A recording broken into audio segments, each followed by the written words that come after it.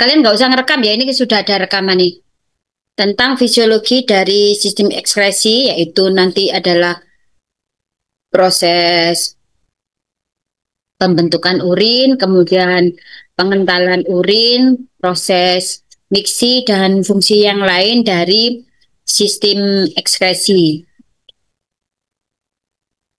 Jadi sistem ekskresi kita ini terdiri dari organ renal, ada dua, kanan kiri, kemudian ureter juga dua kanan kiri.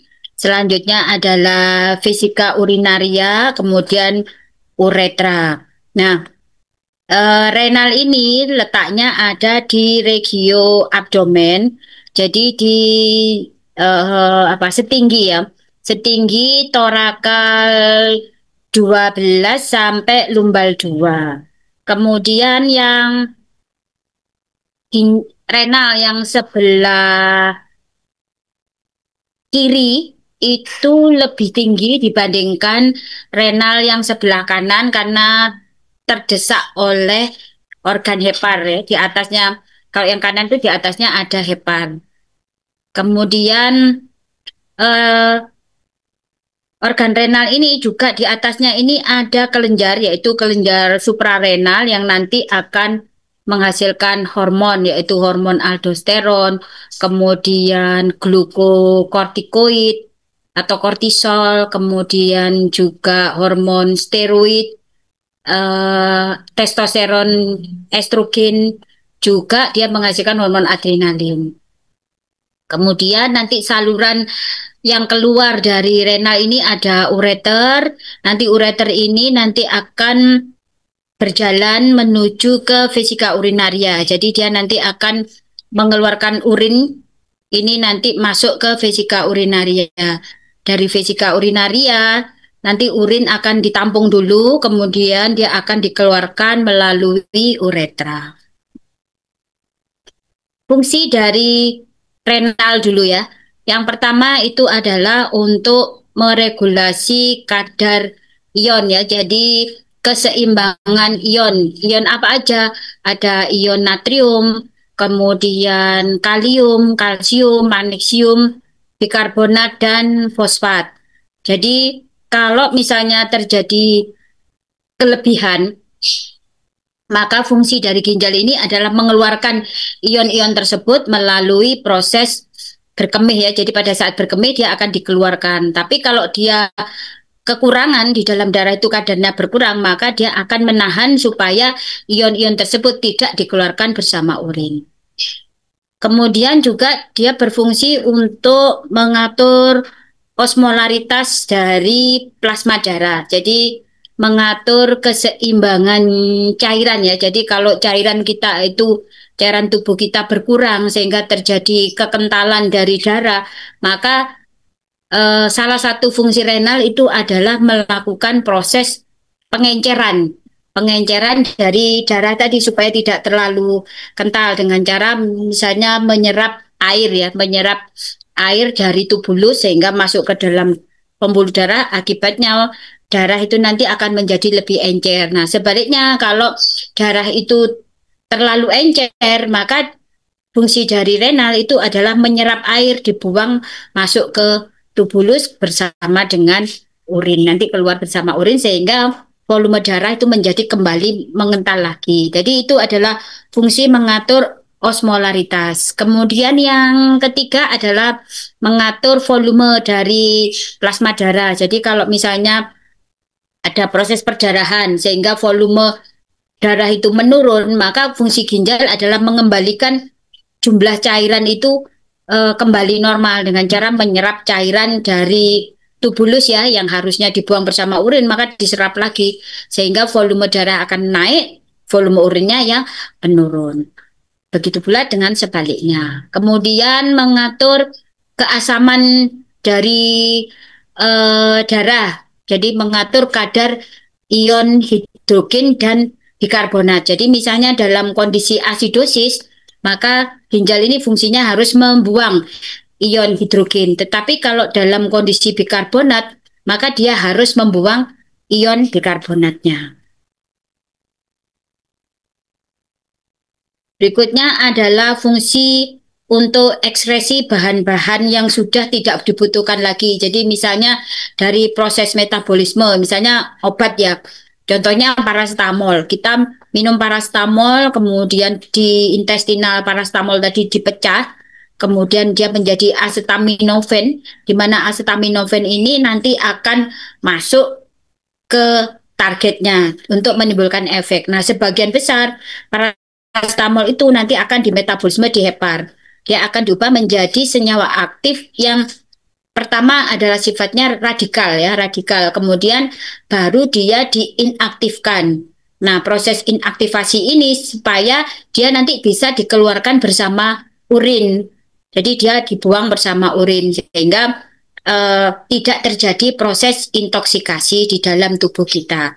Itu adalah fungsi dari ginjal. Jadi dia membuang hasil sisa metabolisme obat, kemudian sisa metabolisme misalnya dari makanan ya, kayaknya asam urat itu semuanya bahan-bahan tersebut kalau berlebih itu akan menimbulkan kerusakan di dalam tubuh, maka dia akan membuang sisa-sisa metabolit yang sudah tidak berguna itu melalui urin.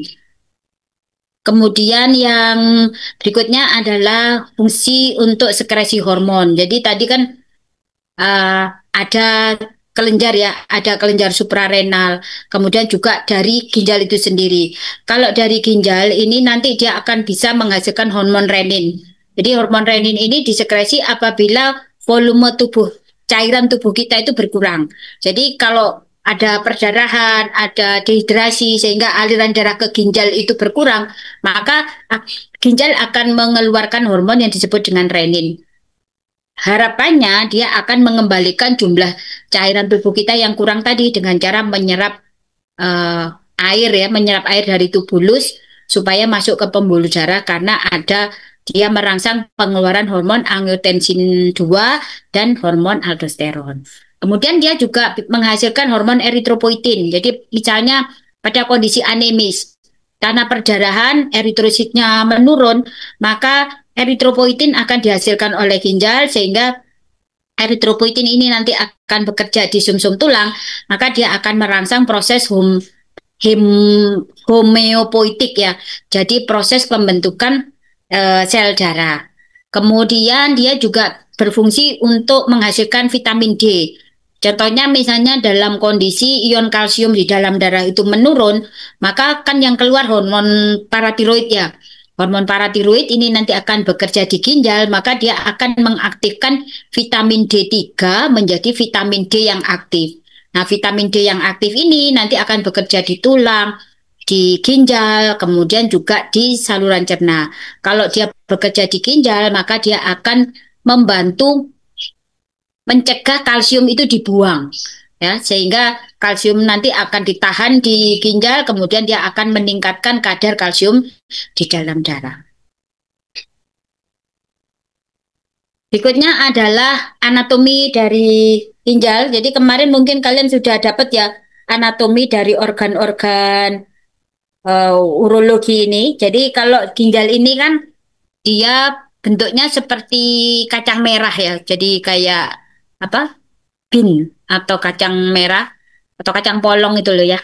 Kemudian dia ini nanti akan letaknya itu adalah retroperitoneal. Artinya dia itu terletak di antara otot-otot dinding abdomen bagian posterior, kemudian ditutup oleh peritoneum, tapi tidak dibungkus. Jadi ditutup aja dari atas ya, sehingga dia letaknya adalah retroperitoneal.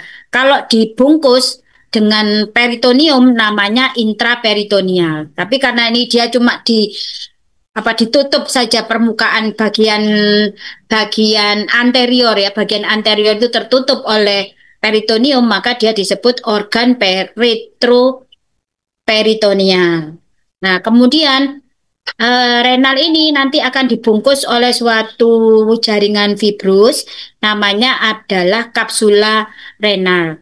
Nah, dengan adanya kapsula renal ini, di mana kapsula renal ini banyak mengandung ujung-ujung saraf ya, ujung saraf nyeri, sehingga kalau misalnya ada pembesaran dari ginjal misalnya karena hidronefrosis, maka kan akan terjadi regangan dari kapsula renal tadi. Nah, kapsula renal yang teregang ini nanti akan mengaktifkan serabut saraf sensoris di situ sehingga ada rasa kemeng, rasa apa ya, nyeri di daerah renal itu karena ada ujung-ujung saraf nyeri di daerah kapsula renalis. Kemudian nanti kalau misalnya kita belah secara apa ini ya, horizontal ya, oh vertikal ya, secara vertikal dibelah menjadi dua, maka akan tampak gambaran seperti ini. Nah, bagian yang luar ini namanya adalah daerah korteks. Sedangkan bagian yang dalam ini adalah daerah medula. Ya, kemudian di daerah korteks ini isinya apa? Di sini isinya adalah nefron. Jadi 85% isinya adalah nefron, di mana nefron yang ada di daerah korteks ini mulai dari glomerulus, kemudian tubulus, dan pembuluh darah peritubuler. Kemudian di bagian medula ini ada bagian yang bentuknya seperti segitiga ini. Ini adalah sebagian besar adalah saluran ya, saluran tubulus. Nah, tubulus-tubulus ini nanti akan membentuk bangunan yang disebut dengan piramis renalis. Kemudian dari piramis renalis ini nanti akan ada ujungnya. Nah, di ujung ini nanti akan keluar muaranya. Namanya adalah kaliks minor. Kemudian kaliks minor ini nanti akan bergabung menjadi kaliks mayor. Setelah itu nanti akan masuk ke pelvis renalis. Kemudian bagian yang di sini ya, yang bagian tengah-tengah ini di antara piramis ini namanya adalah kolum renalis. Kemudian eh, pembuluh darah dari renal itu arterinya adalah arteri renalis, sedangkan venanya adalah vena renalis. Nanti dari pelvis renalis ini nanti akan lanjut menjadi ureter. Kemudian bagaimana vaskularisasinya? Jadi vaskularisasi dari renal itu kan arterinya adalah arteri renalis. Nah, arteri renalis ini nanti akan bercabang menjadi arteri segmentalis. Di mana arteri segmentalis itu nanti dua di depan, tiga yang bagian belakang.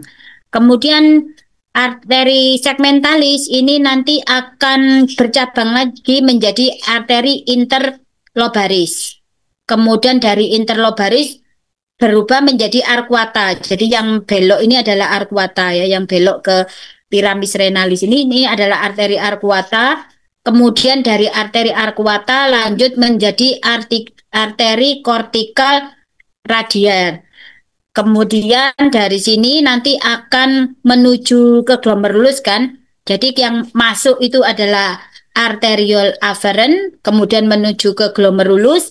Dari glomerulus nanti akan keluar menjadi arteriol efferent, kemudian masuk ke peritubuler dan vasa recta, lanjut menjadi cortical radiata, dari vena, kemudian vena arcuata, vena interlobar, kemudian vena renalis, dan nanti akan masuk ke vena cava inferior.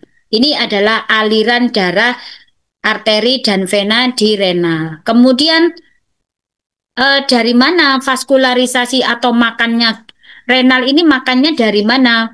Nah, makannya renal ini nanti nutrisinya diambil dari arterial afferent, kemudian glomerulus, arterial efferent, dan peritubuler atau vasa recta. Jadi tidak mengambil dari arteri-arteri yang besar di sini, ya. Nah, berikutnya adalah nefron. Nefron ini merupakan unit terkecil dari renal ya. Jadi fungsi renal itu dipresentasikan oleh nefron, di mana nefron ini terdiri dari pertama adalah bagian yang berisi pembuluh darah, kemudian yang kedua adalah berisi atau yang sifatnya tubulus. Nah, kalau yang ada pembuluh darahnya itu yang pertama adalah glomerulus. Di mana glomerulus ini itu nanti akan masuk, arterinya adalah arterial afferent, kemudian dia akan membentuk suatu glomerulus, kemudian keluar dari glomerulus ini nanti adalah arterial efferent. Nah, ini adalah bentuk glomerulus dari nefron tadi ya. Jadi masuknya itu adalah arterial afferent ini, kemudian nanti setelah ini jadi darah ya, darah dari cabang-cabang arteri renalis tadi, itu nanti akan masuk melalui arterial afferent. Dari arterial afferent itu nanti akan masuk ke pembuluh darah glomerulus. Di sini nanti akan ada proses filtrasi. Nah, setelah proses filtrasi, maka hasil filtrasi tadi akan masuk ke arterial efferent. Berapa jumlah darah yang masuk ke ini, ke mana? Ke glomerulus ya. Jadi kalau darah dipompa dari jantung dari ventrikel kiri itu kan jumlahnya adalah 70 cc kali denyut jantung. Jadi misalnya denyut jantungnya 1 menit 70. Berarti sekali pompa dalam 1 menit itu adalah 4.900 cc yang dipompa oleh jantung. Nah, yang masuk ke renal itu adalah sekitar, yang masuk ke arteri renalis itu adalah sekitar 750 cc untuk renal kanan dan kiri ya. Dari renal kanan 750, kiri 750. Kemudian dari 750 ini yang masuk ke glomerulus di kanan kiri itu hanya 125 cc. 125 cc masuk ke glomerulus atau ke nefron tadi ya. Kemudian 1 cc itu nanti akan dibuang dalam bentuk urin ya, dalam bentuk urin. Jadi 1 menit itu akan menghasilkan urin sekitar 1 cc. Nah, pada saat ada 125 cc darah yang masuk ke arterial afferent, ini nanti akan ada proses filtrasi. Nah, proses filtrasi ini nanti akan menyaring. Jadi molekul-molekul yang ukurannya kecil itu akan bisa lolos dari saringan ini masuk ke kapsula Bowman. Nah, molekul yang ukurannya besar, misalnya protein, kemudian leukosit, eritrosit, itu trombosit itu tidak bisa tembus karena ukurannya besar sehingga dia langsung masuk ke arterial efferent. Nah, sedangkan ukuran kecil misalnya glukosa, air, elektrolit, asam amino, kemudian mungkin sisa-sisa metabolisme itu bisa tembus atau bisa tersaring sehingga dia nanti akan masuk ke kapsula Bowman ini kemudian menuju ke tubulus. Nah, kenapa bisa terjadi proses filtrasi di sana? Jadi tipe pembuluh darah di kapiler glomerulus itu adalah tipenya fenestrated. Jadi kalau fenestrated itu ada celah antar sel endotel yang lebih lebar ya. Nah, ini ada celahnya. Jadi celah-celahnya sangat lebar sehingga molekul-molekul yang ukurannya lebih kecil dari celah ini bisa lolos. Kemudian di sini nanti akan ada lagi lamina basalis atau membran basalis. Ini berfungsi sebagai penyaring kedua. Nah, membrana basalis ini muatannya adalah positif sehingga hanya yang bermuatan positif aja yang bisa keluar. Kalau muatannya negatif maka dia akan berikatan ya, jadi kecantol nggak bisa keluar. Kemudian kalau sudah ada lagi saringan berikutnya yaitu yang disusun oleh podosit namanya selnya. Nah, ini ukurannya lebih kecil dari ukuran celah antar endotelnya sehingga hanya ukuran yang lebih kecil dari celah-celah di podosit ini yang bisa keluar menuju ke kapsula Bowman. Apa aja yang bisa tembus dari sarangan yang ketiga ini? Itu ada air, elektrolit, glukosa, asam amino, kemudian asam lemak, vitamin, urea, asam urat, dan kreatinin. Sedangkan yang tidak bisa disaring dari proses filtrasi di glomerulus itu adalah sel darah, misalnya eh, apa namanya, leukosit, eritrosit, trombosit, kemudian protein, terus hormon yang ukurannya besar itu tidak bisa terbuang melalui atau tersaring melalui glomerulus. Nah, proses bisa tersaring ke glomerulus itu disebabkan karena adanya tekanan hidrostatik yang kuat ya. Tekanan hidrostatik paling tinggi di kapiler pembuluh darah di tubuh kita itu ada di glomerulus, sehingga dia akan mendorong cairan yang ada di dalam pembuluh darah ini akan keluar ke interstisial, sehingga dia bisa didorong keluar.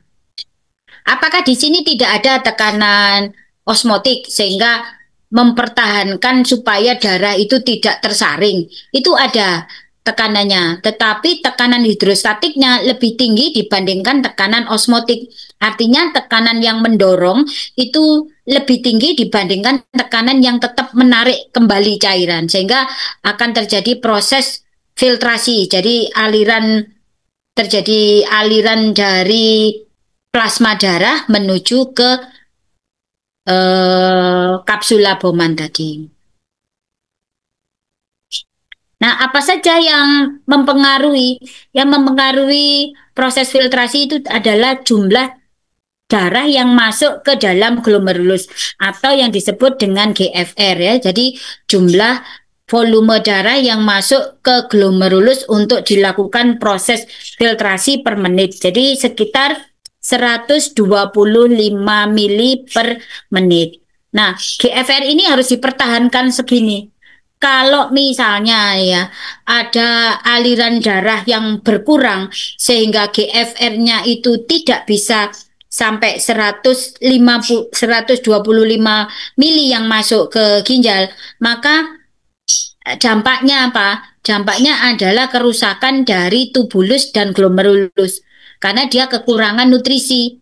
Nah, supaya tidak terjadi kekurangan nutrisi, maka nanti kalau misalnya ada aliran darah ke ginjal itu berkurang atau jumlahnya kurang dari 125 mili per menit, maka akan terjadi arteriol dari aferen ya, arteriol aferennya yang masuk ke glomerulus itu akan mengalami vasodilatasi, sehingga jumlah darah yang sedikit itu tadi akan semakin banyak yang masuk ke ginjal. Harapannya jangan sampai terjadi ginjal itu kekurangan darah untuk difiltrasi. Intinya itu ya. Nah, sehingga yang masuk ke eferen itu akan menjadi menurun. Sebaliknya, kalau aliran darah tersebut berlebihan, misalnya pada saat kita minum yang berlebihan atau konsumsi garam yang berlebihan sehingga kita haus sehingga akan minum, maka volume cairan di dalam tubuh kita kan berlebih, sehingga yang ke ginjal pun kan juga akan berlebih. Padahal kita cuma butuh 125. Maka efeknya apa? Maka arteriol afernya yang akan mengecil sehingga aliran darah itu hanya cukup untuk 125. Sisanya kemana? Langsung ke eferen sehingga dia nanti akan terbuang bersama urin. Nah, itu adalah fungsi dari GFR, sehingga GFR ini merupakan salah satu indikator fungsi dari ginjal. Kalau GFR-nya ini berkurang, maka dampaknya adalah terjadi kerusakan dari ginjal. Nah, kerusakan dari ginjal apa aja indikatornya? Mulai dari produksi urin yang meningkat, kemudian adanya peningkatan metabolit di dalam urin karena urinnya menjadi lebih pekat kan ya. Kemudian bisa juga ureum dan kreatininnya meningkat dan sebagainya. Tapi yang utama itu adalah GFR-nya dulu. Nah, ini adalah mekanisme autoregulasi. Jadi di glomerulus ini, jadi di tempat pertemuan antara arteriol aferen dan eferen ini ada yang namanya adalah juxtaglomerulus. Nah, juxtaglomerulus ini nanti sel-selnya ini yang berperan terhadap perubahan jumlah aliran darah yang masuk ke arteriol aferen maupun eferen. Jadi sensornya ada di sini. Kalau misalnya jumlah darah yang masuk ke arteriol aferen itu menurun, maka dia akan menyebabkan terjadinya vasodilatasi. Maka dia akan mengeluarkan mediator-mediator yang menyebabkan vasodilatasi dari arteriol aferen, sehingga jumlah darah itu tidak langsung keluar masuk ke apa? Tidak langsung masuk ke eferen untuk dibuang, tetapi dia akan masuk dulu ke arteriol aferen dulu. Sehingga nanti akan ada proses filtrasi, kemudian ada proses masuk ke tubulus, itu ada proses reabsorpsi dan sekresi. Sehingga fungsi urinnya, pembentukan urin itu masih terjadi walaupun nanti produksinya akan menurun, ya. Tapi ini adalah mekanisme regulasinya. Kemudian bagaimana kalau misalnya volume darah itu berlebih? Nah, kalau volume darah berlebih, maka juxtaglomerulus tadi juga akan menyebabkan terjadi vasokonstriksi dari arteriol aferen, tapi langsung masuk ke eferen semua darah, sehingga langsung terbuang melalui vena. Harapannya apa? Harapannya kalau misalnya volume darah itu terlalu berlebih masuk ke glomerulus atau terlalu sedikit masuk ke glomerulus, ini akan menyebabkan kerusakan dari glomerulus. Sehingga untuk menghindari kerusakan tadi, maka dia harus ngatur. Pokoknya saya butuh 125. Kalau kurang saya akan melebarkan diri sehingga volumenya mencapai 125. Tapi kalau kelebihan maka saya akan menutup atau terjadi vasokonstriksi sehingga selain 125 tadi harus langsung terbuang melalui vena. Itu adalah mekanisme autoregulasi dari renal. Nah, autoregulasi dari renal ini dipengaruhi oleh saraf otonom. Jadi saraf yang mensarafi dari renal itu kan ada dua ya. Jadi ada nervus vagus dan nervus simpatis. Kalau nervus vagus itu kan fungsinya adalah fungsi parasimpatis. Kalau parasimpatis itu akan menyebabkan pelebaran pembuluh darah, sekresi dari hormon, kemudian pembentukan urin sehingga produksi urin meningkat. Itu adalah parasimpatis. Tetapi kalau yang simpatis itu nanti akan menyebabkan vasokonstriksi ya, vasokonstriksi di pembuluh darah di ginjal. Efeknya apa? Jadi aliran darah ke renal itu menjadi berkurang. Kemudian dengan demikian GFR-nya juga berkurang. Kemudian proses filtrasinya itu bisa meningkat ya. Jadi efeknya adalah intinya kalau simpatis pada saat di pembuluh darah di renal itu kan dia terjadi vasokonstriksi ya, vasokonstriksi sehingga aliran yang masuk ke renal itu menjadi menurun. Tapi kalau parasimpatis sebaliknya. Nah, berikutnya adalah bagian dari nefron yang sifatnya tubulus. Tadi kan kalau yang sifatnya pembuluh darah itu ada arteriol aferen, arteriol eferen, glomerulus, kemudian pembuluh darah peritubuler. Sedangkan kalau yang bagian tubulus itu ada tubulus proksimal, tubulus distal, dan tubulus contortus atau kolektivus ya. Nah, kalau tubulus proksimal ini fungsi utamanya adalah reabsorpsi. Jadi bahan-bahan yang sudah difiltrasi dari glomerulus. Jadi kan tadi ada aliran darah nih, aliran darah masuk ke arteriol aferen, dari arteriol aferen masuk ke glomerulus. Kemudian kan karena tekanan hidrostatik kan akan diperes gitu ya, diperes masuklah ke kapsula Bowman. Nah di kapsula Bowman nanti yang sudah tersaring tadi darah tadi itu akan masuk ke tubulus proksimal. Nah di tubulus proksimal cairan darah yang difiltrasi tadi di glomerulus itu ternyata masih banyak yang dibutuhkan oleh tubuh. Contohnya glukosa, asam amino, asam lemak, kemudian vitamin mungkin, terus apa lagi elektrolit itu kan masih dibutuhkan air.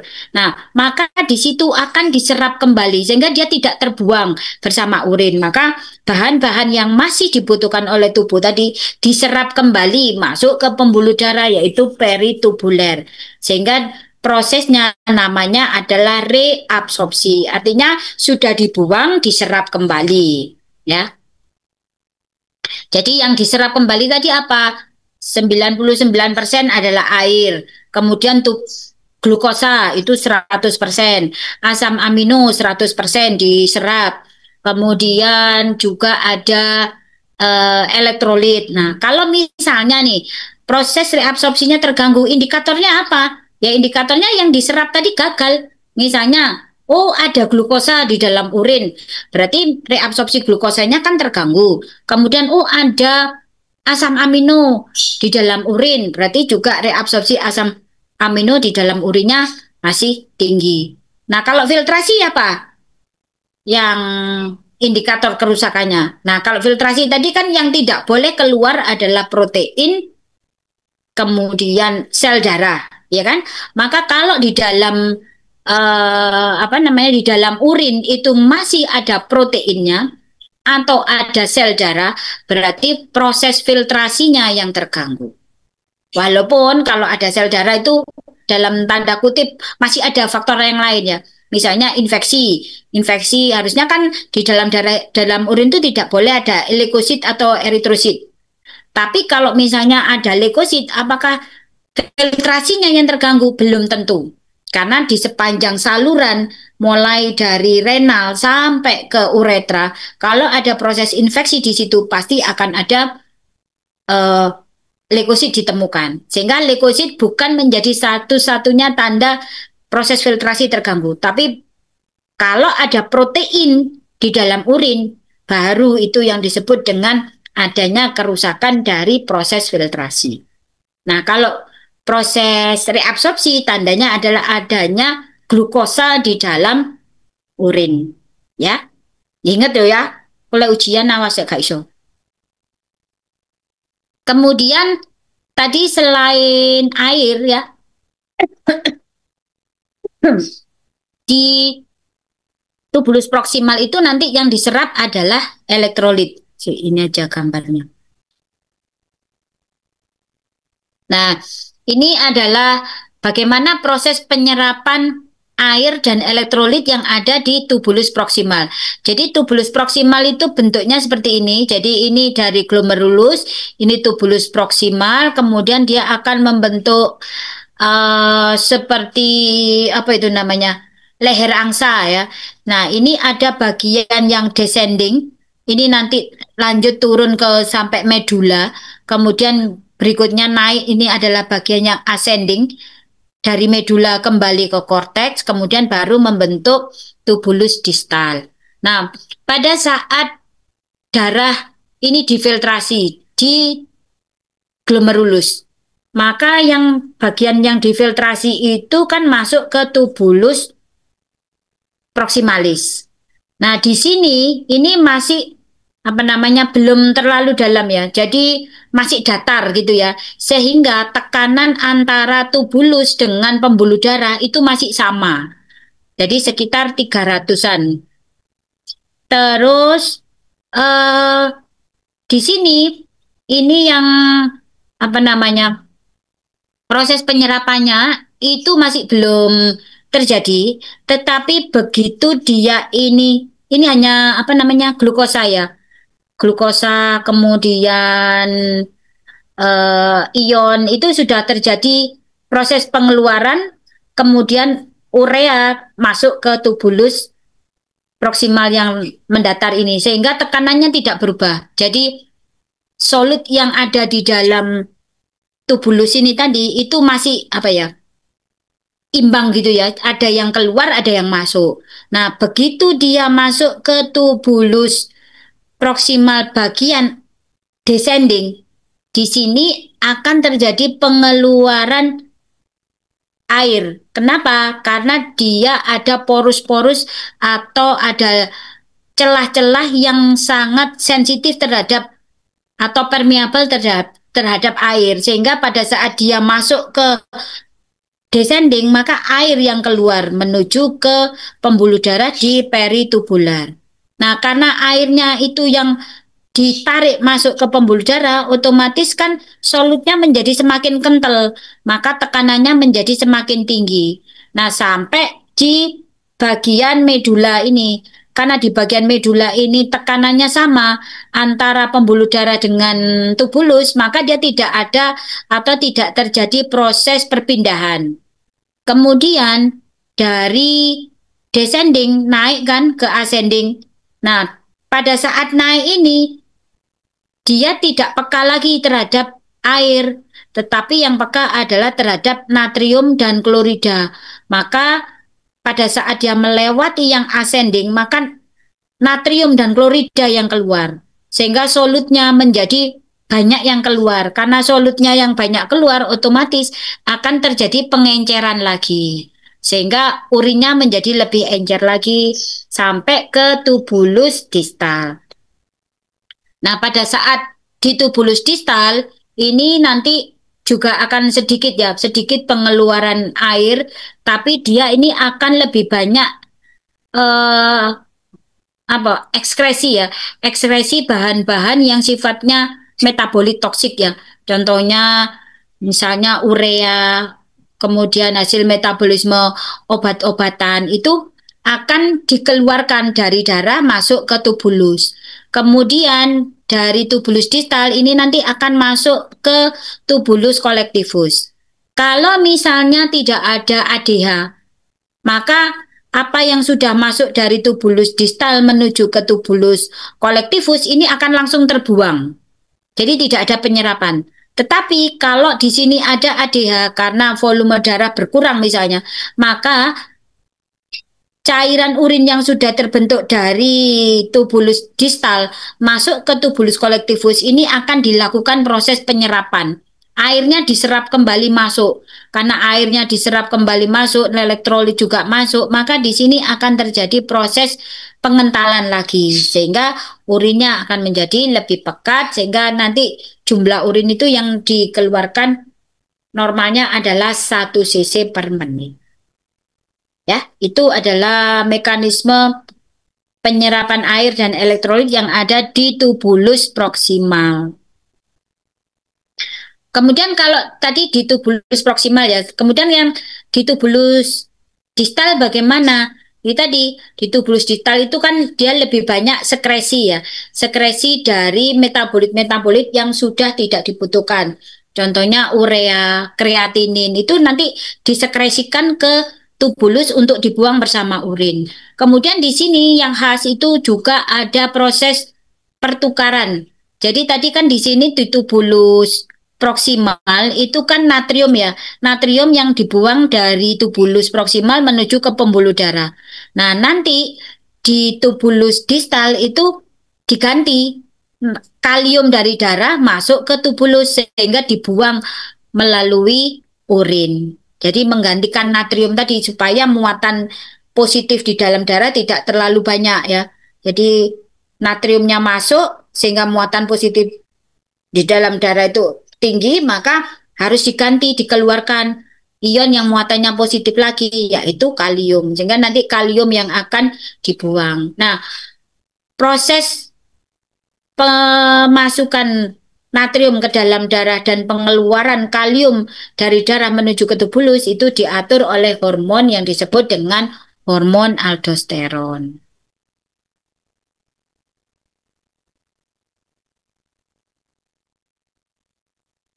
Selain hormon aldosteron, ini nanti juga ada hormon yang disebut dengan atrial natriuretic peptide. Jadi atrial natriuretic peptide ini dikeluarkan oleh atrium. Jadi pada saat volume darah yang masuk ke atrium itu terlalu berlebih, maka dia akan mengeluarkan peptida ini, yaitu atrial natriuretic peptide. Nah, peptida ini nanti akan bekerja di ginjal, maka dia akan mencegah pengeluaran aldosteron. Kalau aldosteron tadi itu fungsinya adalah menarik air dan natrium, maka begitu tidak ada aldosteron, maka air yang ada di tubulus itu tidak ditarik lagi, tidak direabsorpsi, sehingga dia akan dibuang bersama urin. Itu sebabnya volume cairan darah akan kembali menurun. Kemudian di distal ini juga akan terjadi proses regulasi dari pH ya. Jadi kalau misalnya cairan tubuh kita itu asidosis atau mengandung ion hidrogen yang berlebih atau pH-nya kurang dari 7, maka supaya tidak terjadi kerusakan dari sel, karena kalau sel itu kan bekerja pada pH netral. Kalau terjadi asidosis, maka enzim-enzim yang ada di dalam sel tidak bekerja. Maka dia harus mengembalikan keasaman tadi menjadi pH menjadi kembali 7. Nah, salah satunya adalah fungsi dari ginjal. Maka pada tubulus distal tadi nanti dia akan membuang ion hidrogen, kan yang berlebih hidrogen dah, maka dia akan dibuang ke tubulus sehingga dia akan keluar bersama urin, tetapi dia akan menyerap HCO3. Jadi HCO3 yang ada di dalam urin yang ada di tubulus distal tadi diserap lagi masuk ke dalam pembuluh darah sehingga darahnya menjadi lebih basah, otomatis pH-nya akan kembali naik. Berikutnya adalah tubulus kolektivus. Kalau tubulus kolektivus itu perannya adalah untuk mengentalkan atau mengencerkan urin. Jadi dia dipengaruhi oleh adanya hormon ADH atau tidak. Kalau misalnya volume cairan tubuh kita itu berkurang sehingga yang masuk ke ginjal itu juga berkurang, maka tubuh akan mengeluarkan ADH. Jadi hipotalamus ya akan mengeluarkan ADH dan ADH ini akan bekerja di tubulus kolektivus. Ntar, elak. Bil.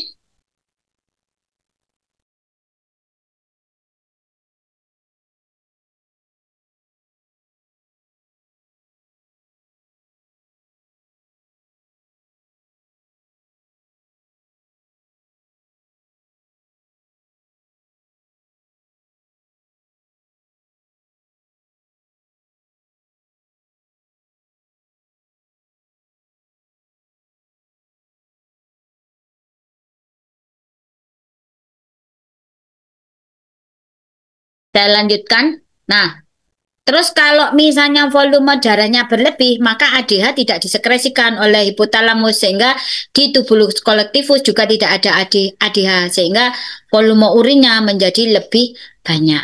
Selain untuk proses pengentalan dan pengenceran dari urin, tubulus kolektivus itu juga berperan untuk mengeluarkan urea. Sampai di sini untuk fungsi ginjal dalam proses pembentukan urin, sudah paham apa belum? Atau ada pertanyaan?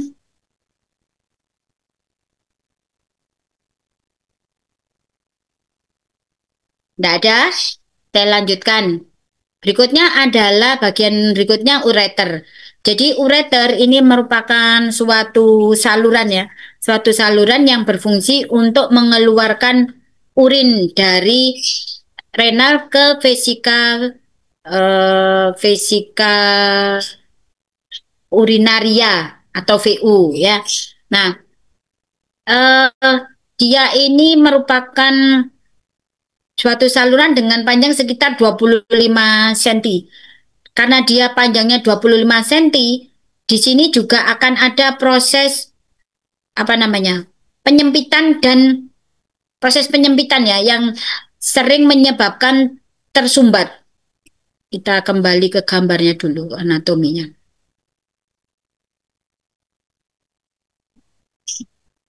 Nah, proses penyumbatan yang 3 area penyumbatan yang paling sering di ureter itu adalah pertama adalah perubahan dari pelvis renalis menuju ke ureter. Namanya adalah pelvico-uretero junction.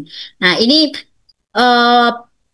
penyumbatan pertama atau penyempitan pertama dari ureter. Kemudian yang kedua adalah pada saat dia menyilang dari arteri iliaca communis. Ini kan aorta ya, aorta abdominalis. Kemudian kan cabang 2. Cabang 2 ini adalah namanya arteri iliaca communis. Jadi pada saat dia melewati di depannya arteri iliaca communis ini juga akan terjadi proses penyempitan sehingga kadang-kadang batu dari renal kemudian jatuh ke bawah, ini kadang tersangkut di pelvico-ureter junction atau tersangkut di ureter yang berada di depan arteri iliaca communis, atau yang pada saat masuk ke vesika urinaria atau yang disebut dengan uretero-vesico junction ya. Jadi tempat masuknya ureter ke vesika urinaria itu adalah tempat penyumbatan yang paling sering karena di situ daerah yang menyempit dari ureter. Kemudian urin yang dibentuk oleh renal kemudian bisa berjalan melalui ureter menuju ke vesika urinaria itu melalui gerakan peristaltik. Karena dia terdiri dari otot-otot polos yang disarafi oleh sistem saraf otonom, yaitu sistem saraf nervus vagus dan sistem saraf simpatis. Mana tadi? Nah, ini tadi proses pembentukan urin tadi ya. Belum. Ini ureter tadi. Kemudian berikutnya setelah vesika urinaria adalah keliru. Setelah ureter adalah vesika urinaria. Jadi vesika urinaria ini merupakan suatu organ yang bentuknya itu seperti apa namanya, seperti segitiga gitu ya. Kemudian dia terdiri dari otot polos yaitu namanya musculus detrusor. Nah, vesika urinaria ini fungsinya adalah menampung urin sementara. Jadi dia mampu menampung urin itu sekitar 500 mili, tetapi dia akan menimbulkan rangsangan berkemih kalau dia itu terisi minimal 150 sampai 200 mili. Itu baru dia akan terasa ya, terasa untuk mulai ada rasa berkemih, keinginan berkemih itu kalau vesika urinaria itu terisi 150 sampai 200 mili. Tapi dia bisa menampung sampai 500 mili. Nah, ini adalah bagian-bagiannya. Jadi ini adalah otot polosnya ya. Otot polosnya adalah musculus detrusor. Kemudian nanti dia akan mendapatkan dua ureter ya. Masuk di sini kemudian keluar melalui uretra. Nah, karena ini ada segitiga, lubang segitiga ini namanya adalah segitiga apa? Bordelock ya. Jadi terdiri dari dua muara uretra dan muara ureter dan satu muara uretra. Kemudian uretra yang keluar dari vesika urinaria kalau pada laki-laki itu masuk ke prostat, jadi melalui prostat. Maka nanti uretranya itu disebut dengan uretra pars prostatica. Kalau perempuan kan nggak ada prostatnya. Kemudian dia nanti setelah itu menembus dari musculus diafragma urogenitalis atau yang disebut dengan pars membranacea. Kemudian kalau pada wanita langsung keluar ya. Keluar, kalau pada laki-laki nanti harus masuk ke uretra pars spongiosa yang ada di penis, di sepanjang penis tadi.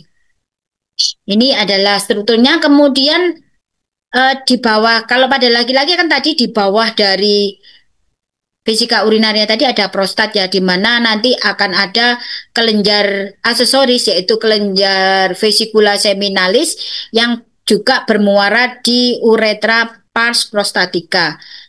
Ditambah dengan kelenjar prostat tadi, sehingga kalau misalnya ada cairan semen yang keluar itu isinya adalah spermatozoa, kemudian cairan dari vesika seminalis dan cairan dari kelenjar prostat, kemudian dikeluarkan melalui uretra. Kalau pada laki-laki, uretra ini fungsinya adalah sebagai organ reproduksi dan sebagai organ perkemihan. Tapi kalau pada perempuan sebagai organ perkemihan aja. Kemudian supaya kita bisa menahan ya, menahan supaya air kemih itu tidak keluar atau kita tidak ngompol. Di sini tuh ada sphincter. Sphincternya namanya adalah sphincter uretra interna dan nanti ada sphincter uretra eksternanya di musculus di pada saat uretra itu menembus musculus apa namanya diafragma urogenital atau pars membranacea itu nanti akan ada sphincternya. Kalau yang di keluar dari vesika urinaria itu sphincter uretra interna itu sifatnya adalah otonom, sedangkan kalau sphincter yang di eksterna itu sifatnya adalah somatis. Sehingga kalau otonom itu kita tidak bisa nahan. Pokoknya begitu ada cairan di dalam vesika urinaria antara 150 sampai 200 itu akan menekan dari sphincter ini sehingga terbuka. Tetapi begitu dia masuk urin itu tadi masuk ke uretra pars membranacea, di sini ada sphincter eksterna sehingga sphincter uretra eksterna karena sifatnya somatis maka diatur oleh saraf somatis. Artinya saraf somatis itu masih dalam kendali korteks ya, maka kalau kita belum menginginkan untuk berkemih itu bisa tetap konstriksi sehingga tidak bisa berkemih. Tetapi kalau tekanan itu sudah terlalu tinggi karena sudah penuh gitu ya, sehingga tekanan dari luar dari vesika urinaria itu sudah terlalu kuat, maka ya akan terbuka secara otomatis di eksternanya sehingga kita bisa berkemih jadi ngompol ya kalau misalnya tekanan terlalu tinggi tapi kita sebenarnya belum ingin berkemih itu. Berikutnya adalah uretra, jadi tadi renal, kemudian ureter, vesika urinaria, kemudian uretra. Nah, uretra ini dia juga suatu saluran gitu ya, saluran yang menghubungkan antara vesika urinaria dengan bagian luar dari tubuh kita. Jadi fungsinya adalah untuk mengeluarkan urin tadi.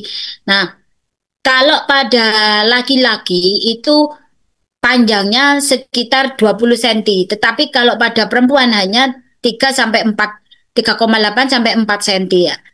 Dampaknya apa? Karena pendek ya, maka wanita itu lebih sering terjadi infeksi di daerah uretra karena di daerah vagina itu kan uh, banyak mikroba ya. Sebenarnya mikroba itu kan normal flora yang ada di vagina untuk menghasilkan asam laktat sehingga vagina itu suasananya menjadi asam. Tetapi kalau ada infeksi sehingga merubah suasana di daerah vagina itu menjadi lebih basah, maka bakteri itu akan bisa menjadi lebih berkembang biak sehingga dia akan menginfeksi uretra yang ada di dekat vagina. Jadi kan vagina itu kan ada apa namanya? Ada vestibulum ya. Nah, di mana di vestibulum itu ada muara dari uretra, kemudian di bawah vestibulum persis itu ada pintu dari vagina. Sehingga kalau ada infeksi di daerah vagina, maka bagian yang terdekat itu adalah uretra.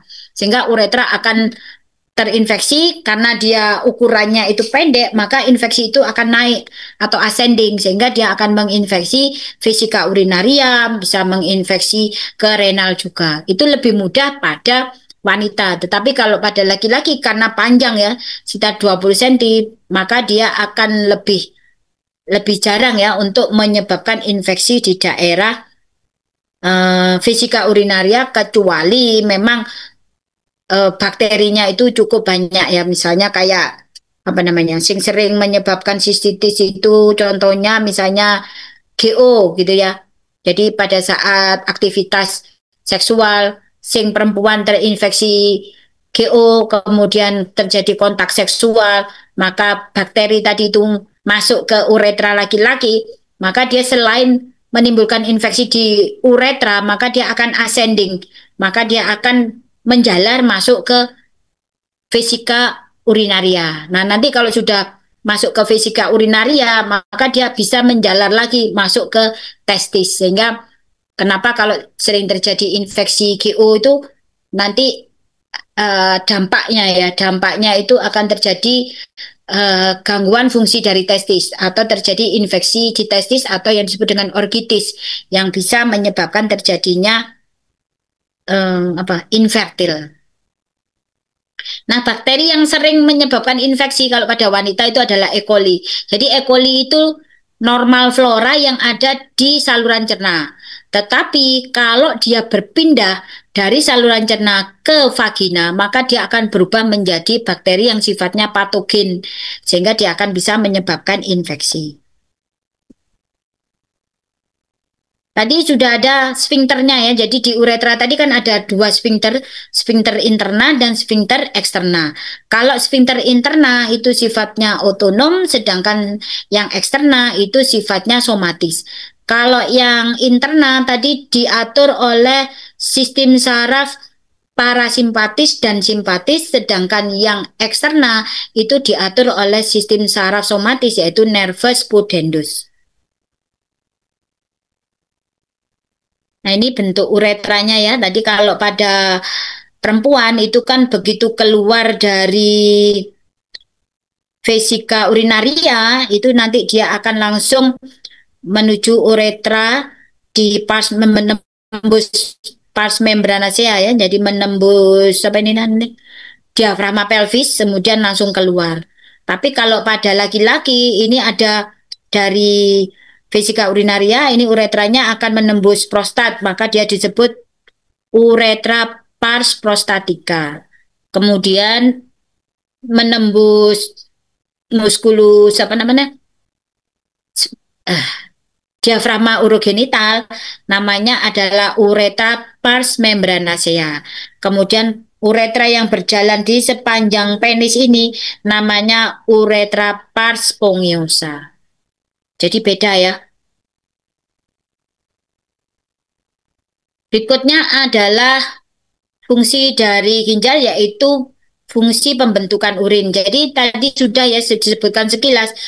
Jadi fungsi dari ginjal itu sebenarnya fungsinya adalah filtrasi, reabsorpsi, sekresi. Ya, proses filtrasi ini kan tadi darah pada saat masuk ke arteriol aferen, kemudian dia menuju ke glomerulus. Selanjutnya, karena pengaruh tekanan hidrostatik, maka akan terjadi proses filtrasi. Apa saja yang difiltrasi tadi? Ada air, glukosa, asam amino, elektrolit, kemudian juga ada fatty acid, mungkin ada vitamin ya. Kemudian proses yang tidak bisa terfiltrasi itu adalah elemen darah yaitu leukosit, eritrosit, trombosit, dan protein karena ukurannya yang terlalu besar. Ini adalah proses filtrasinya kenapa bisa terjadi karena adanya tekanan hidrostatik yang lebih tinggi dibandingkan tekanan osmotik. Kalau tekanan hidrostatik itu adalah tekanan yang mendorong cairan dari dalam pembuluh darah keluar, sedangkan tekanan osmotik adalah tekanan yang mengembalikan cairan yang ada di luar masuk kembali ke pembuluh darah kapiler. Karena tekanan hidrostatiknya 55, sedangkan osmotiknya 30, maka kalau dikurangi adalah sekitar berapa 15 sampai 25 ya. Nah, ini yang menyebabkan lebih tinggi hidrostatik maka cairan bisa keluar. Berikutnya adalah reabsorpsi. Jadi pada saat dia sudah keluar ke kapsula Bowman kemudian menuju ke tubulus proksimal, maka dia akan terjadi proses reabsorpsi karena bahan-bahan tersebut masih dibutuhkan oleh tubuh. Apa saja yang direabsorpsi? Ada air, glukosa, asam amino, asam lemak, kemudian vitamin, elektrolit, itu akan diserap kembali. Nah, proses penyerapan air terutama pada tubulus proksimal sisi descending. Sedangkan proses penyerapan natrium itu terjadi di tubulus proksimal bagian ascending. Jadi pas bagian naik ya. Ini terjadinya apa namanya? Perpindahan ya, perpindahan dari tubulus ke pembuluh darah. Ini mekanismenya seperti apa? Jadi kalau air itu dari tubulus proksimal menuju ke pembuluh darah itu melalui suatu porus ya, porus aqueous, aqueous porus artinya suatu saluran yang bisa menyebabkan air langsung masuk ke dalam pembuluh darah dari tubulus pindah ke pembuluh darah. Kalau hormon atau asam lemak yang sifatnya lipid soluble, maka dia bisa melalui proses difusi pasif ya. Jadi konsentrasi yang tinggi akan berpindah ke konsentrasi yang rendah melalui membran lipid membran yang ada di dalam sel ya. Karena podo-podo lipidnya mengandung lipid, maka dia akan mengalami proses difusi pasif.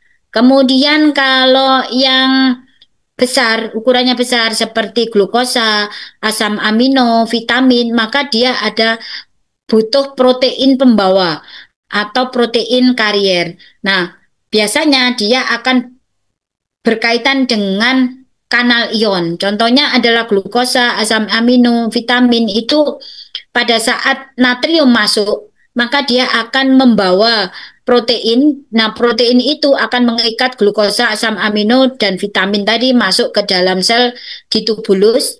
Kemudian natriumnya akan akan masuk ke dalam sel, kemudian yang dibawa tadi glukosanya juga akan dilepaskan. Jadi prosesnya adalah difusi terfasilitasi namanya.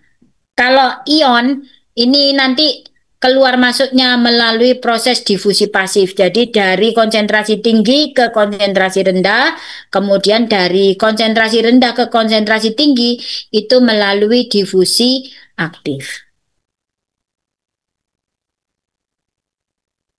Berikutnya adalah proses sekresi. Nah, sekresi ini kan terjadi di tubulus distal dan tubulus kolektivus. Apa aja yang disekresi? Yang pertama adalah metabolit-metabolit yang sudah tidak berguna. Kemudian yang kedua urea, kreatinin, kemudian juga kalium ya, itu akan disekresikan melalui melalui tubulus kok duktus. Tubulus distalis dan tubulus kolektivus. Ini apa namanya? Kesimpulan dari cerita tadi. Nah, sekarang bagaimana proses eh, pengentalan dan pengenceran air? Jadi, selain proses pembentukan urin tadi, maka harus ada proses pengenceran dan pengentalan. Kapan dilakukan pengenceran? Dilakukan pengenceran kalau jumlah volume darah yang masuk ke ginjal tadi berkurang sehingga urin menjadi lebih pekat, maka dia harus keliru. Kalau jumlah volume darah yang masuk ke ginjal itu berkurang, maka urinnya menjadi lebih pekat. Tetapi kalau jumlah volume darah yang masuk ke ginjal atau glomerulus itu berlebih, maka urinnya harus encer. Ya. Nah, proses proses pemekatannya seperti apa? Jadi pada saat ada cairan darah yang masuk ke ginjal, jumlahnya kurang misalnya ya, dia kan ada proses autoregulasi tadi, maka volume yang masuk ke glomerulus harus 125 karena arteriolnya melakukan proses vasodilatasi. Setelah itu kan difiltrasi di glomerulus, kemudian kan masuk ke tubulus. Nah, di proses di tubulus ini nanti akan akan terjadi proses reabsorpsi karena volume darah yang masuk ke ginjal tadi itu sedikit ya, maka kan ada hormon renin yang keluar, maka angiotensin 2 akan muncul. Angiotensin 2 akan merangsang hormon aldosteron. Nah, aldosteron ini nanti akan bekerja di tubulus proksimal ini. Maka yang cairan yang sudah difiltrasi tadi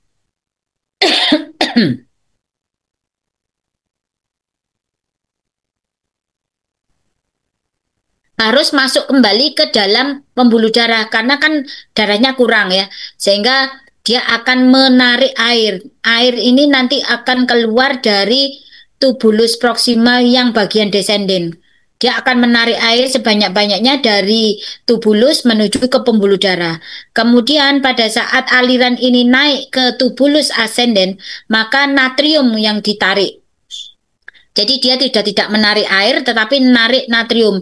Natrium yang ada di tubulus akan ditarik semua masuk ke pembuluh darah. Sehingga akan terjadi proses pengenceran tadi ya, dari yang di sini pemekatan, kemudian nanti ke atas pengenceran. Nah, setelah encer, dia kan harus dikeluarkan melalui tubulus kolektivus. Karena volume cairan tubuh kita itu berkurang, otomatis ada ADH. ADH akan bekerja di tubulus kolektifus, menarik lagi sisa air yang ada di tubulus tadi, sehingga produksi urinnya menjadi lebih sedikit, urinnya menjadi lebih pekat. Itu adalah proses pemekatan urin. Berikutnya kalau yang ini sama ya. Jadi efek ADH tadi ya, efek ADH terhadap proses pemekatan urin.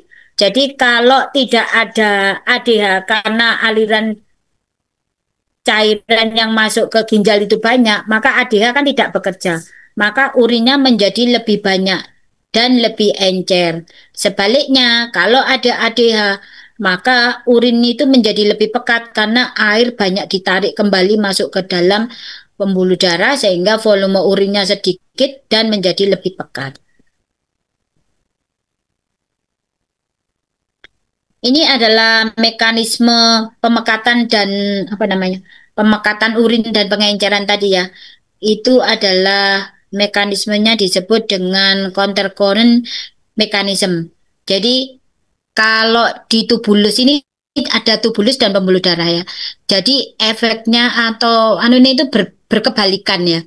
Jadi kalau tubulus itu warnanya kuning, di sini semakin ke bawah, ini dia kan semakin pekat ya, karena air banyak yang ditarik. Sedangkan di pembuluh darah justru yang sejajar dengan yang bagian tubulus yang descending tadi itu menjadi semakin ke atas dia menjadi semakin encer karena air banyak yang masuk. Sedangkan kalau yang tubulus bagian ascending semakin ke atas ini menjadi semakin encer, sedangkan bagian pembuluh darah yang sejajar dengan yang descending ini semakin ke bawah menjadi semakin pekat. Ini yang disebut dengan counter current mechanism. Jadi kebalikan antara tubulus dan pembuluh darah.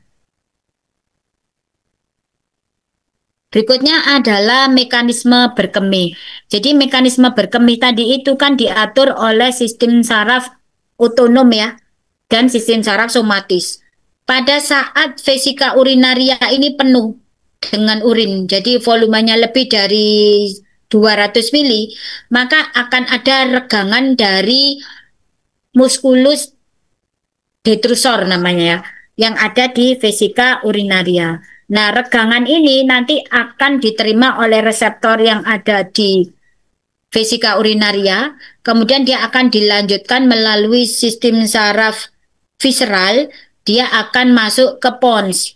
Di pons itu ada yang disebut dengan pusat berkemih. Maka dari pons ini nanti akan mengeluarkan sinyalnya menuju ke sistem saraf parasimpatis sakralis. Nah, dari saraf simpatis sakralis tadi dia akan bergerak ke vesika urinaria, maka di situ nanti dia akan menyebabkan terjadinya kontraksi dari musculus detrusor. Karena dia kontraksi dari musculus detrusor, otomatis kan vesika urinarianya akan memeras ya, memeras dari urin yang ada di vesika urinaria, maka akan membuka sfinkter urin yang interna. Kemudian sfinkter urin interna terbuka, selanjutnya akan membuka sfinkter urin yang eksterna karena adanya rangsangan dari nervus pudendus sehingga terjadilah proses miksi. Nah, kalau volume urinnya itu di vesika urinaria sudah kosong, maka sensasi tadi itu dibawa oleh saraf visceral menuju ke pons lagi, sehingga jawaban dari pons itu adalah menghentikan aktivitas parasimpatis, mengaktifkan saraf simpatisnya. Nah, karena saraf simpatis yang aktif, maka musculus detrusor menjadi dilatasi. Jadi tidak konstriksi tapi dilatasi. Karena dia dilatasi, maka sfinkter urinnya tadi yang bagian interna juga akan mengalami konstriksi, kemudian sfinkter eksternanya juga akan terjadi konstriksi, sehingga tidak ada aliran urin yang kembali keluar, tetapi mulai terjadi proses pengisian dari vesika urinaria. Jadi dari renal akan masuk melalui ureter menuju ke vesika urinaria untuk pengisian kembali urin tadi. Itu adalah proses berkemih. Jadi kalau pengeluaran urin itu karena proses dari parasimpatis, sedangkan kalau pengisian dari vesika urinarianya itu melalui aktivasi dari saraf simpatis. Ini adalah proses pembentukan hematopoietik ya, terutama eritrosit ya. Ini disebabkan karena adanya peran dari ginjal yang menghasilkan hormon eritropoiesis. Nah, hormon ini nanti akan masuk ke sumsum tulang sehingga merangsang pembentukan eritrosit atau eritropoiesis, maka eritrosit akan dikeluarkan ke sirkulasi. Kondisi ini terjadi apabila jumlah eritrositnya menurun, misalnya dalam kondisi anemis, apakah itu karena perdarahan atau anemis karena defisiensi dari nutrien ya, misalnya defisiensi vitamin B, defisiensi asam folat, atau defisiensi Fe. Berikutnya adalah fungsi ginjal di dalam proses keseimbangan elektrolit ya. Jadi tadi kan kalau keseimbangan elektrolit dia menyerap natrium, mengeluarkan kalium. Jadi yang mengatur adalah hormon aldosteron. Jadi pada saat tubuh kita itu terjadi penurunan kadar natrium di dalam darah, maka aldosteron kan akan muncul.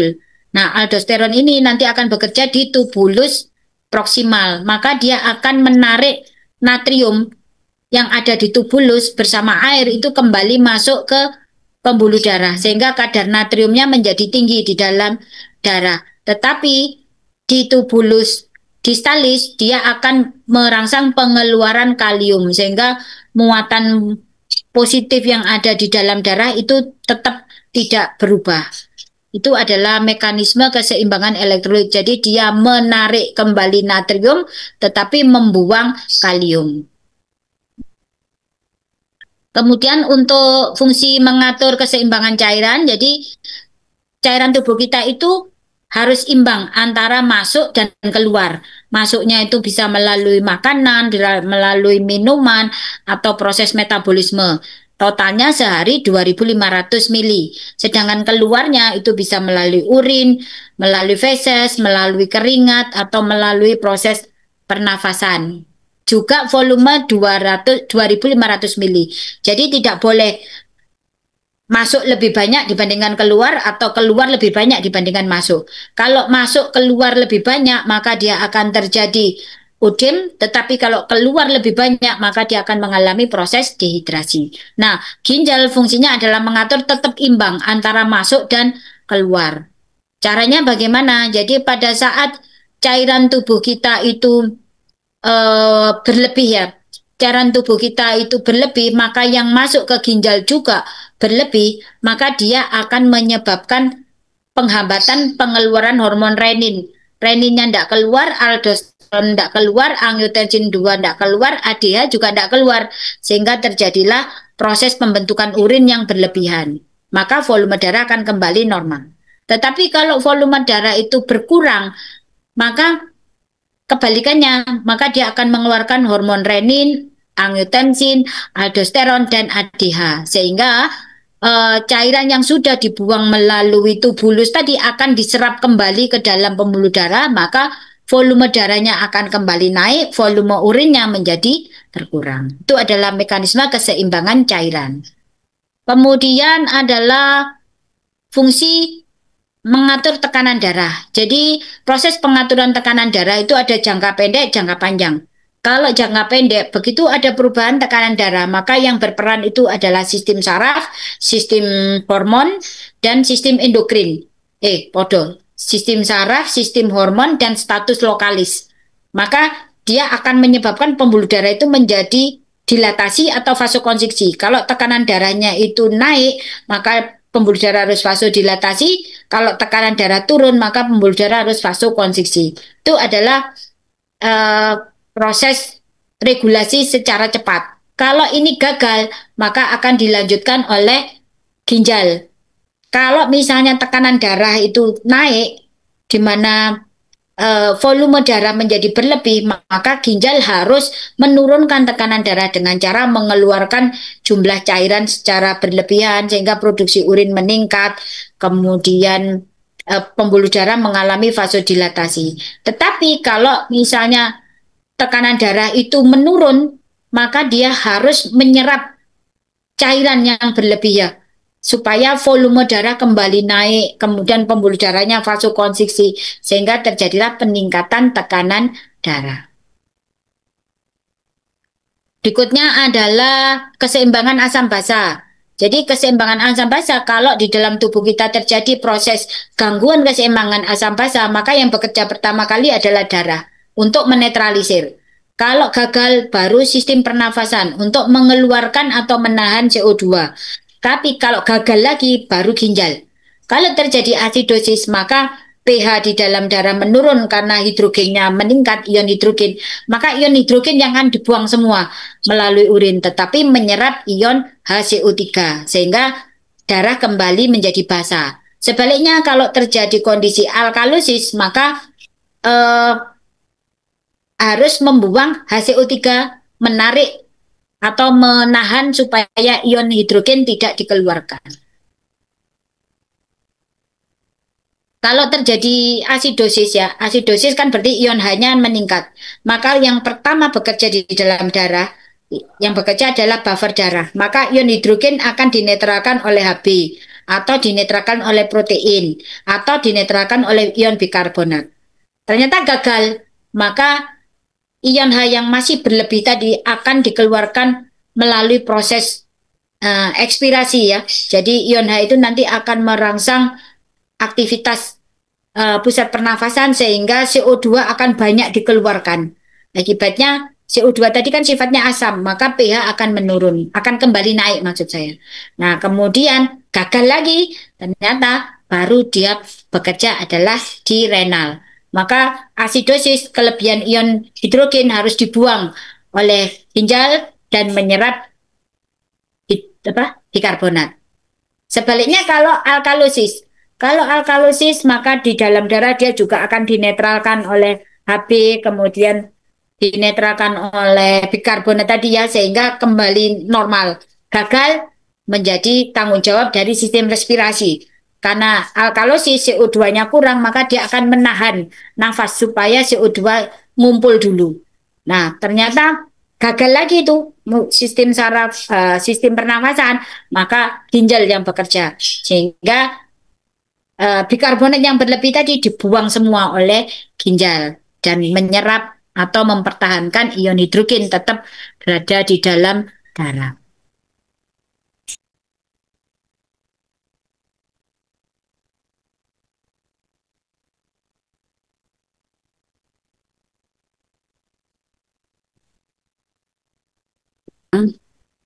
Nah, kalau yang vitamin D tadi itu kan vitamin D itu kan dibentuk oleh kolesterol ya tadi. Kok hilang? Bentar, terakhir. Pencet paling ya. Vitamin D tadi itu kan dihasilkan oleh kolesterol ya, kolesterol yang ada di kulit. Namanya adalah apa namanya? Uh, apa? Dehidrokolesterol. Kemudian nanti dia akan disimpan dalam bentuk vitamin D3 di hepar. Kemudian kalau misalnya dibutuhkan, maka dengan adanya hormon paratiroid yang bekerja di ginjal, maka vitamin D3 yang ada di hepar tadi itu akan masuk ke ginjal, kemudian dia ubah menjadi vitamin D yang aktif. Nah, setelah vitamin D aktif, maka dia akan bekerja di intestinal, bekerja di ginjal, dan bekerja di tulang. Kalau bekerja di intestinal, maka vitamin D tadi akan membantu penyerapan kalsium dari makanan. Kalau di ginjal, maka vitamin D tadi akan membantu penyerapan kalsium sehingga kalsium tidak dibuang bersama urin. Kalau di tulang, maka vitamin D ini akan membantu proses penyerapan kalsium dari tulang. Jadi eh, hidroksiapatit yang ada di tulang atau mineral-mineral yang ada di tulang tadi itu dipecah menjadi kalsium dan fosfat sehingga di dalam darah nanti kadar kalsiumnya akan meningkat kembali. Itu adalah mekanisme dari pembentukan vitamin D yang ada di ginjal. Ini yang terakhir referensinya ya, bisa nanti kalian bisa baca sendiri di sini, bisa kalian baca di Sherwood juga ada, di apa misalnya Guyton juga ada. Ada pertanyaan kah sebelum saya selesaikan?